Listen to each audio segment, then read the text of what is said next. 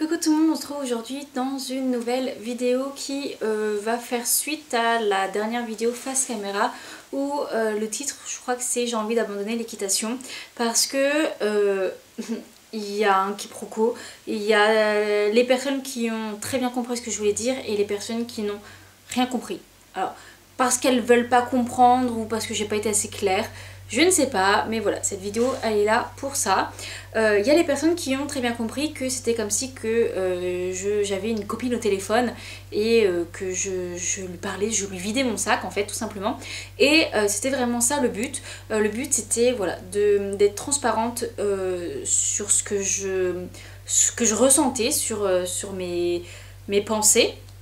Parce que pour moi ça me paraît important de le faire sur les réseaux, même si de nos jours, en 2024, on est encore obligé de censurer le négatif et de ne montrer que le positif. Toujours. Toujours, parce que sinon c'est mal vu, parce qu'il y a des personnes qui ont jamais d'échec, qui ont jamais ça. Alors que si, certaines personnes, certaines grosses influenceuses équestres arrivent à montrer le négatif, mais seulement les grosses youtubeuses ou grosses influenceuses, tiktokeuses ou instagrammeuses. Ceux qui ont un peu moins d'abonnés, qui sont un peu moins connus. Nous par contre, tu vois, nous on n'a pas le droit d'avoir de négatif. Il faut absolument qu'on soit irréprochable partout. Mais irréprochable, c'est-à-dire que nous on n'a pas le droit de faire de bêtises, mais on n'a pas le droit d'avoir des échecs non plus. On n'a pas le droit, ou du moins, on n'a pas le droit de s'en plaindre, faut pas qu'on le montre. Alors que bah non, moi je suis désolée, mais c'est absolument pas mon truc. Quand j'étais cavalière de club, il y avait des choses que je me plaignais. Là maintenant que je suis propriétaire, il y a des choses que je me plains. Voilà, c'est quelque chose qui me paraît normal en fait. Et je peux comprendre que ça ne vous plaise pas forcément, que je me plaigne. Je comprends, hein, voilà, moi des fois, il y a des jours où j'ai pas envie d'écouter des gens qui se plaignent. En fait, bah, ces jours-là, je regarde pas la vidéo. Voir si j'ai jamais envie de regarder la vidéo, je regarde jamais leur vidéo. Je regarde une vidéo à partir du moment où je peux me dire soit je vais être d'accord avec la personne, ou soit je peux ne pas être d'accord avec la personne. Voilà, mais de là à aller mettre des commentaires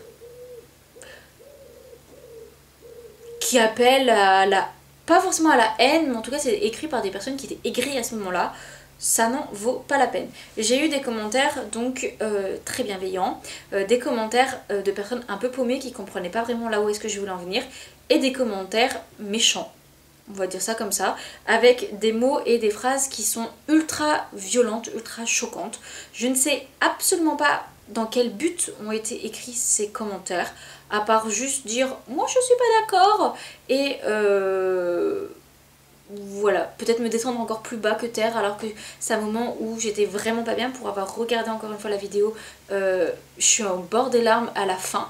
Je dis pas ça pour qu'on vienne me dire oh ma pauvre machin, je compatis. Je suis d'accord qu'on ne peut ne pas être d'accord, mais il y a des choses qui ne se disent pas. Si tu croises quelqu'un dans la rue qui pleure, tu vas pas aller la voir et lui dire ah bah attends, je vais appuyer là où ça fait mal, ah bah attends, je vais faire... Les gars, vous avez un problème. Et puis les pseudo-commentaires ou les gens qui disent qu'en gros ils me suivent et qui me donnent des pseudo-conseils parce que visiblement je ne sais pas penser par moi-même et des conseils pour que je n'ai plus à me plaindre de certains problèmes.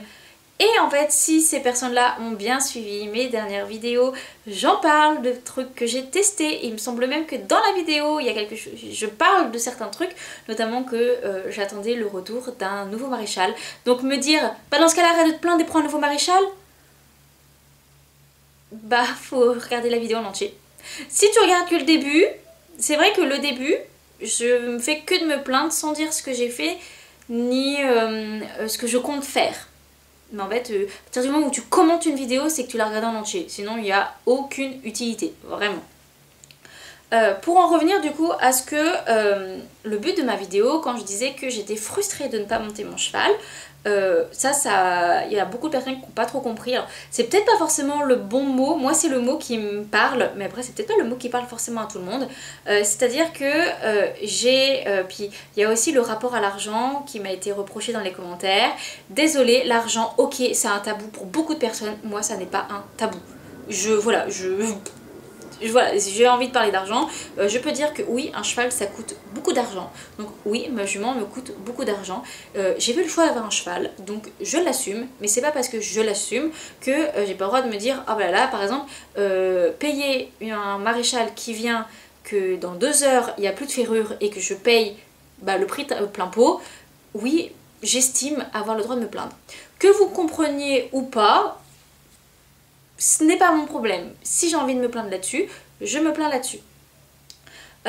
Et du coup, je disais que oui, j'étais frustrée, on va mettre entre guillemets maintenant, de ne pas pouvoir monter ma jument de sport que j'avais achetée pour faire du sport. Et ça a été mal vu en disant que je ne venais que pour monter. Alors déjà, si tu regardes mes vidéos, la plupart du temps, je ne monte pas. Je passe 90% du temps à pied parce que je le veux, parce que je veux faire des choses et le travail et la relation ne se passent pas que à cheval. Après, si j'ai acheté un cheval, c'est pour pouvoir aussi monter dessus. Pas forcément avoir des objectifs de concours, de progresser, mais monter dessus. J'adore les chevaux, j'adore ma jument. Ah oui, puis ça aussi un truc qui a été reproché, c'est que je dise pas le nom de ma jument. Alors, j'adore Vanille, ça c'est quelque chose que je n'ai pas forcément compris. Parce que les gens qui regardent ma vidéo sans avoir regardé mes autres vidéos ne savent pas comment s'appelle ma jument. Et je préfère partir du principe ma jument et c'est pas quelque chose d'impersonnel. C'est pas parce que je ne dis pas son prénom que je l'aime pas. Mais bon, on va passer sur un autre débat. J'adore Vanille, mais c'est pas pour ça que je n'aime pas monter dessus en fait.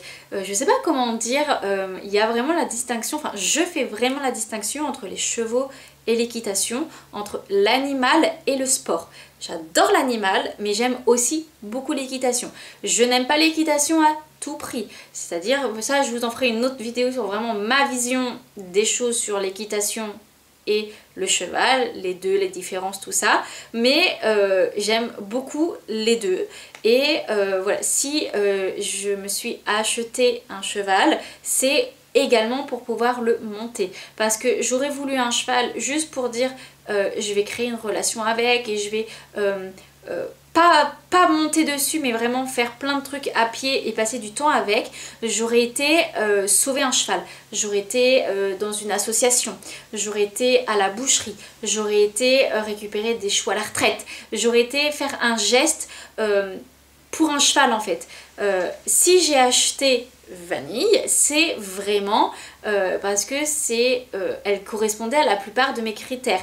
Je recherchais une jument de sport pour pouvoir faire là tout de suite à l'heure où je l'achète, faire du sport. Ça ne m'intéressait pas d'acheter un jeune, de le former et voilà, parce que je sais que c'est maintenant tout de suite que j'ai envie de faire du sport, que j'ai envie de faire du concours, que j'ai envie d'aller faire des balades, que j'ai envie de monter en licol, de monter à cru, de faire du travail à pied. C'est maintenant que j'ai envie de faire tout ça, mais je sais que pertinemment, à partir du moment où on achète un cheval, je l'ai acheté à 13 ans, il va y avoir plus de temps où ça va être en retraite, pré-retraite. Je sais pas encore trop ma question là-dessus de quand est-ce que j'arrêterai de la monter ou de la travailler. Je pense que je verrai sur le moment où ce que dira la jument, Vanille. Et je sais que la plupart du temps, je vais passer sans la monter. Mais là, voilà, je voulais là tout de suite monter. Et après, j'aurai tout le temps pour ne pas monter, faire des choses comme ça. Et je sais que même pour la jument, c'est frustrant. Quand je viens pour lui faire les soins, elle a une énergie débordante qui, même si elle vit H24 au champ, ne l'enlève pas. Enfin en gros elle a besoin de se dépenser, d'aller en carrière, d'aller en manège. Je sais pas comment vous dire. Alors il y en a qui vont dire oui ça c'est de l'anthropomorphisme ou je ne sais quoi. Ma jument quand elle est travaillée plus ou moins régulièrement, elle est très calme, très posée, et quand je vais passer 2-3 semaines sans la travailler, elle va être très brusque, très et pourtant je passe le même nombre de jours à la brosser. Enfin je veux dire, que la jument soit montable ou pas montable, je viens le même nombre de jours dans la semaine pour m'en occuper. Et elle est un peu plus ingérable, un peu plus sous tension, et je suis obligée du coup d'aller la défouler, de faire des choses comme ça. Et même moi en plus, j'aime pas forcément voir ma jument en mode boule de nerfs qui a qu'une envie, c'est d'y aller, mais indépendamment de ma faute, enfin de ma volonté, elle ne puisse pas. Ça c'est une chose. Et quand je disais que j'avais envie d'abandonner l'équitation, je parle bien du principe abandonner l'équitation, le fait de monter sur un cheval, parce que l'équitation c'est bien différent du cheval. Il faut vraiment que je vous fasse cette vidéo. Je n'abandonnerai absolument pas ma jument. On me dit demain elle n'est plus montable. Ok, on me dit demain elle n'est plus montable. Demain je n'aurai plus d'objectif de monter, j'aurai d'autres objectifs avec elle en relation, à pied ou même hors travail. Mais c'est quelque chose qui n'a pas été compris. En gros, je disais que j'en avais marre d'avoir beaucoup d'objectifs de progression, beaucoup d'objectifs sportifs, de compétition et de ne pas pouvoir les réaliser parce que ma jument enchaîne les galères de pied. Mais à aucun moment je remets la faute sur Vanille d'avoir des problèmes de pied et que du coup je ne puisse pas faire mes objectifs sportifs. C'est vraiment le fait que ça m'agace que tous les 3 mois je me dise bon allez, nouvel objectif, on fait ça. Bon, non. Finalement on va faire ça. Bon, on peut pas. En fait c'est surtout ce truc là et c'était le but de la vidéo, c'était pour dire que mes pensées allaient dans le sens que je veux arrêter de me donner des objectifs, je veux arrêter de penser équitation, c'est-à-dire que je monterai quand je pourrai pour le plaisir, avec des objectifs de concours 2-3 fois dans l'année. Je pense que c'est réalisable, mais sans aller voir trop gros, sans aller voir une grosse progression, parce que je n'y arriverai pas. Tout simplement. Et c'est ça qui a été très mal vu parce qu'à aucun moment je me suis dit ça me fait chier, j'ai acheté le mauvais cheval, il est H24 boiteux, H24 des problèmes de pied, j'ai fait le mauvais choix et je vais devoir me la coltiner. À aucun moment j'ai dit ça parce que ce n'est vraiment pas ce que je pense. Mais voilà, après avoir éclairci les petites choses, je vais vous lire certains passages de commentaires. Parce que moi je n'ai pas honte. Alors j'ai enlevé les commentaires sous la vidéo parce que des abonnés ou des non-abonnés, mais enfin des personnes commençaient à s'embrouiller dans les messages entre ceux qui étaient plutôt bienveillants et les négatifs. Et moi je veux pas ce genre d'embrouille sous mes vidéos, donc j'ai enlevé. Mais j'ai quand même screené des pavés, notamment d'une certaine personne qui a pris beaucoup de temps à écrire tout un long message, qui n'a pas suivi toutes mes vidéos parce qu'elle m'a conseillé notamment de passer pieds nus ou de changer de maréchal. Ah, bah j'ai pas attendu ton commentaire pour le faire, désolée. Et qui me sort comment... par exemple, ces choses arrivent et c'est normal dans la vie de propriétaire. Les coups et les revers sont ta responsabilité en tant que propriétaire. Ça tombe bien, parce que je dis notamment dans la vidéo que mon but c'est de montrer vraiment l'entièreté de qu'est-ce qu'être propriétaire. Je suis un peu en train de tomber ou alors c'est la caméra. Ouh, c'est vous qui êtes en train de tomber. Hop. Je vais vous mettre ici. Vous êtes un peu zoomé, mais j'espère que ça va aller. Au moins là, vous ne tomberez pas. Mais je disais donc, c'est mon but en fait en faisant des vidéos et en faisant aussi des vidéos négatives où je sors vraiment du négatif en tant que propriétaire, tout simplement pour vous montrer qu'il n'y a pas que du positif, que être propriétaire ce n'est pas tout beau, tout rose, qu'il y a des côtés négatifs. Moi on m'avait dit plus ou moins que oui attention un cheval ça prend du temps, hein. Attention un cheval ça coûte cher, sans me donner de chiffres, sans me donner d'exemples, sans me donner vraiment les points négatifs, les points positifs, et c'est ça mon but. Mon but n'est pas de vous dire n'achetez surtout pas un cheval, c'est trop galère, c'est trop compliqué, ça sert à rien. Absolument pas. Mon but c'est de vous donner tout, l'entièreté en fait, autant le positif que le négatif, que vous puissiez vous faire votre propre idée et vous dire si oui ou non vous êtes capable là à l'heure actuelle d'être propriétaire, ou si vous devez attendre un petit peu, ou si finalement c'est quelque chose qui peut-être que c'est pas fait pour moi, ou voilà, je préfère voilà, être honnête, c'est mon but. Depuis que je suis sur YouTube en tant que cavalière de club, quand j'ai fait des DP, quand j'ai changé de cheval de concours, j'ai toujours dit l'entièreté, l'honnêteté, toute la vérité, parce que ça me paraît vraiment important pour qu'on puisse se faire sa propre idée, et c'est mon combat depuis que je suis propriétaire, c'est de parler autant du positif que du négatif. Quand on regarde la plupart de mes vidéos hors vlog, voilà, c'est vraiment les points positifs, les points négatifs, les choses que je ne savais pas, les choses que j'aurais voulu savoir, les petits trucs que on ne sait pas comment faire, ou toutes ces choses là que c'est pas mal d'apprendre de base avant d'être propriétaire, ou même comme moi quand on l'est déjà. Mais voilà, c'est vraiment pour dire ça. Donc les choses arrivent et c'est normal, ouais, tout simplement. C'est pour ça aussi que j'en ai fait une vidéo en disant par exemple là ça va pas du tout, mais je vous fais une vidéo pour vous montrer qu'être propriétaire ce n'est pas tout rose. Donc ça ok, je n'ai pas forcément compris.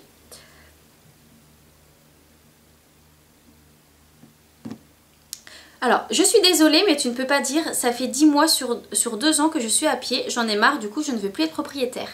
Alors, ça, encore une personne, enfin c'est la même personne, hein, qui fait un raccourci. Oui, j'en ai marre, enfin j'en avais marre d'être à pied 10 mois pendant 2 ans parce que comme je l'ai dit, j'ai acheté une jument qui était capable de sortir tout de suite en concours parce que moi je voulais profiter tout de suite pour faire du concours.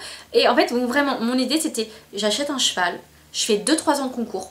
Ensuite, on fait quelques années de chill à la maison. Et plus ça va, plus on arrête pour la passer pré-retraite, retraite, c'est encore une fois, je ne sais pas qu'est-ce que je ferai à ce moment-là. Après, j'ai dit que de toute façon, et ça j'en parle dans énormément de mes vidéos, Vanille est avec moi. À part si il m'arrive un truc de fou malade, il n'y a aucune raison pour laquelle je me sépare de ma jument. Je la garde jusqu'au bout. C'est ce que je fais avec tous mes animaux. Moi, si j'adopte un chat, un chien, un cheval, peu importe sa taille, peu importe qu'il vive chez moi en pension, qu'il soit gros, qu'il soit pas gros, qu'il me coûte cher, qu'il me coûte pas cher, qu'il a des problèmes de santé ou pas, je le garde jusqu'au bout. Voilà, c'est ma nature. Un animal, on le prend pas, surtout un cheval, on l'utilise pas quand il est utilisable et on le jette après. Parce que sinon, si on part de ce principe-là, bah du coup je me serais déjà séparée de Vanille hein, parce qu'elle me sert à rien. Je peux pas monter. Donc non, ce raccourci est ridicule parce qu'il n'est absolument pas la vérité. Comme si tu achetais un cheval comme une télé et que tu voudrais un remboursement parce que c'est pas le rêve qu'on t'a vendu. Ça encore une fois, oui, ce n'est absolument pas... comment je pourrais dire ça? L'objectif quand j'ai eu d'avoir un cheval, de passer... bah moi voilà, comme je vous l'ai dit, je voulais faire du concours tout de suite. Ce n'est pas le cas. Ce n'est pas le cas. Ça m'attriste parce que j'avais beaucoup d'objectifs, que je fais le deuil de ça. Et ça, c'est encore quelque chose qu'on va me reprocher de dire que ça m'attriste et que je fasse le deuil de mes objectifs. Chacun met les mots qu'il veut. Voilà, moi j'avais beaucoup d'objectifs à cheval. Je voulais devenir une grande cavalière, machin et tout. C'est plus le cas. Parce que je me suis rendu compte déjà que j'aimais la compétition mais que j'aimais plus le cheval. Et là, notamment avec Vanille, j'ai tiré le mauvais cheval au tirage au sort. Et c'est le cheval qui me permettra pas d'arriver là où est-ce que je voulais. Mais c'est tout. En fait, voilà tout simplement. Quand on achète un cheval, on a beau avoir acheté un cheval avec des gros papiers, avec des radios parfaites, avec... Vous savez, t'achètes le cheval, tu vas le chercher, tu le mets dans ton vent, tu fais 10 km et là le cheval, dans le vent, il se retourne, il se casse quelque chose. Bah pourtant tu as pu l'acheter super cher, hein, un cheval avec des radios parfaites. Bah ton cheval peut-être qu'il va être immontable tout le reste de sa vie. Quand tu achètes un cheval, c'est la loterie. Juste que bon bah j'ai pas forcément tiré le cheval qui correspondait à mes objectifs, mais voilà. C'est tout en fait. À aucun moment je demande un remboursement, c'est juste que je le dis. Vraiment, quand tu achètes un cheval, t'as beau avoir des radios, t'as beau faire confiance à la personne avec qui tu l'achètes, ça reste un être humain. Tu sais pas de quoi demain est fait. Alors, ok, tu peux te faire arnaquer, tu peux te faire tout ça. Ça, voilà. Mais en dehors de se faire arnaquer, tu peux avoir acheté un cheval comme ça, et le lendemain, tu le mets au paddock. Il est naviculaire, bon ça tu peux le voir en radio, mais il se fait une tendinite, un truc comme ça. Et voilà, en fait, tout simplement. Donc, et ça aussi c'est quelque chose que je véhicule à travers ma vidéo, mais qui n'a pas, je pense, pas vraiment été perçu.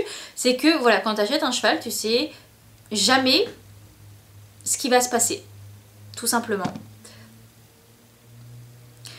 Ensuite, par exemple, faire 40 minutes de route pour aller voir son cheval et s'en occuper pour qu'il aille bien, c'est ça être propriétaire.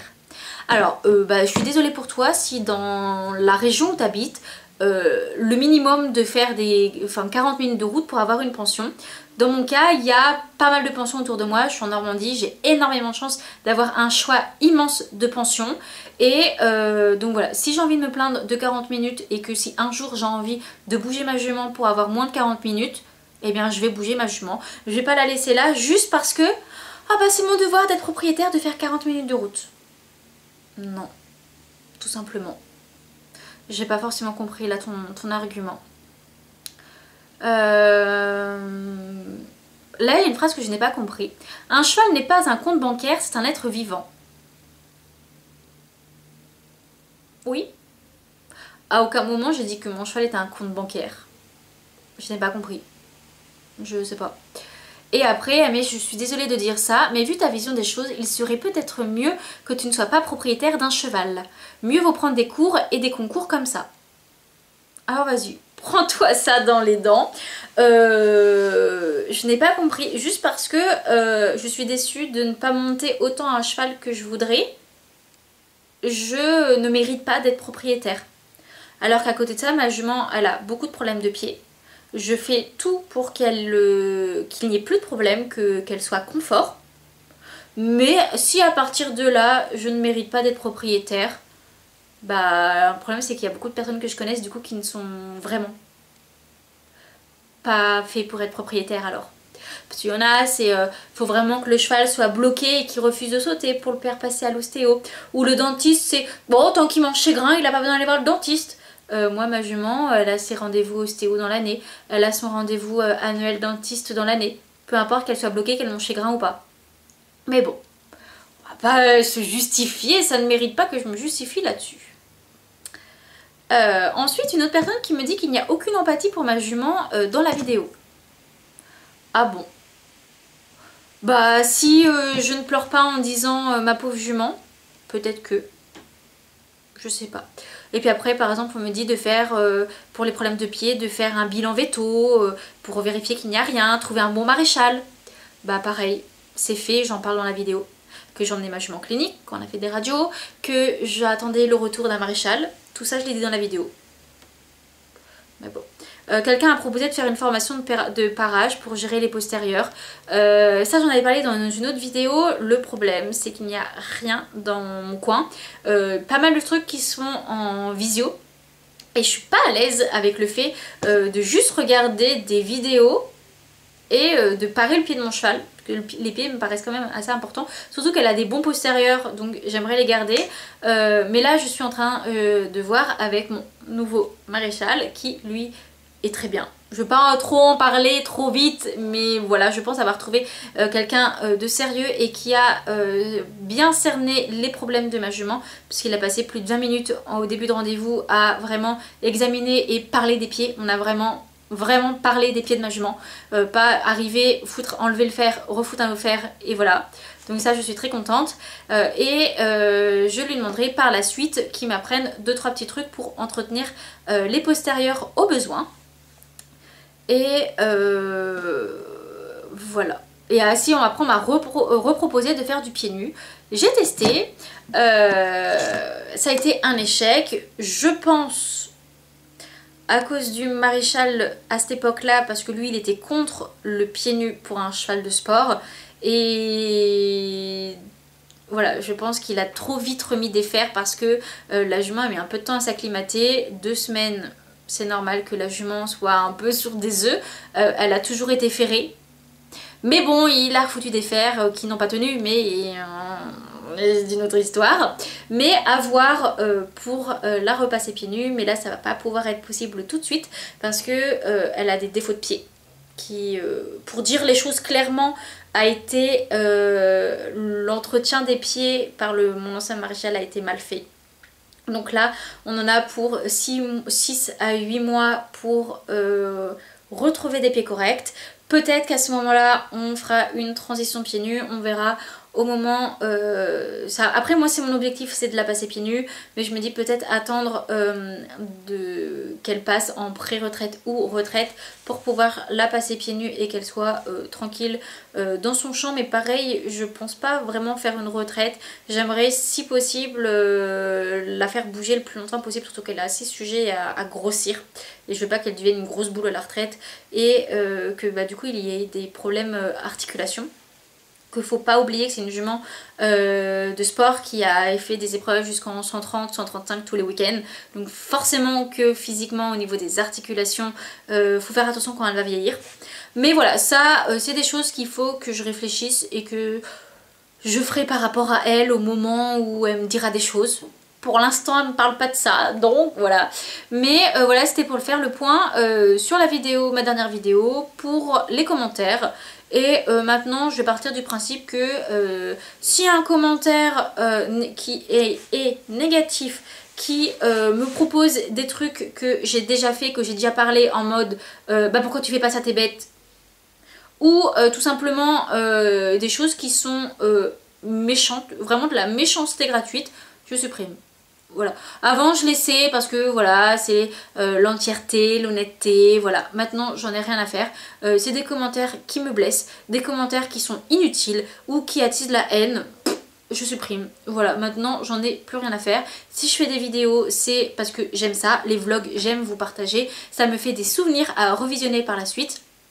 Les vidéos face caméra, surtout où je vous parle à cœur ouvert, j'aime beaucoup. Ça permet vraiment de parler plus que dans les vlogs et d'aborder des sujets qui sont tabous dans le monde du cheval. Oui, l'argent, un cheval ça coûte cher.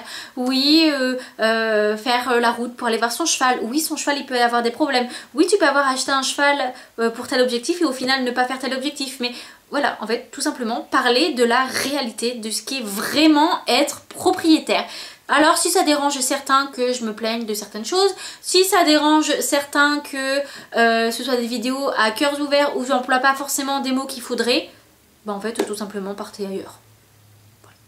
Je fais pas des vidéos pour avoir des vues, je fais pas des vidéos pour avoir des abonnés, je fais pas des vidéos pour avoir de l'argent, je fais des vidéos parce que ça me plaît, parce que je suis sûre de pouvoir aider quelques personnes, même si je n'aide que 10 personnes sous chacune de mes vidéos, c'est 10 personnes qui auront, tiens, un nouveau témoignage sur le fait d'être propriétaire. Est-ce que je me sens capable de faire ça? Est-ce que c'est une trop grosse charge mentale? Ou est-ce que je ne suis pas prête encore? Ou qu'est-ce qu'il faudrait que je fasse pour être plus près? Voilà, moi c'est ça mon objectif. Donc si j'arrive à aider que 10 personnes par vidéo ou même moins, voilà.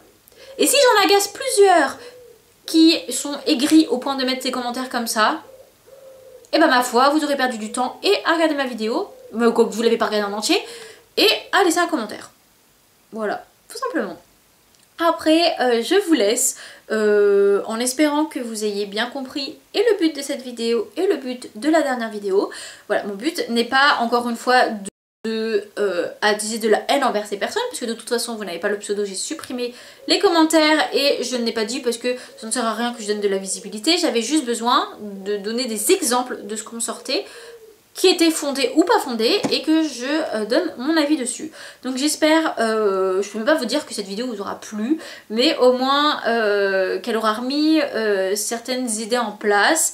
Et voilà, donc si vous êtes ok avec mon contenu, eh bien vous êtes les bienvenus sur la chaîne.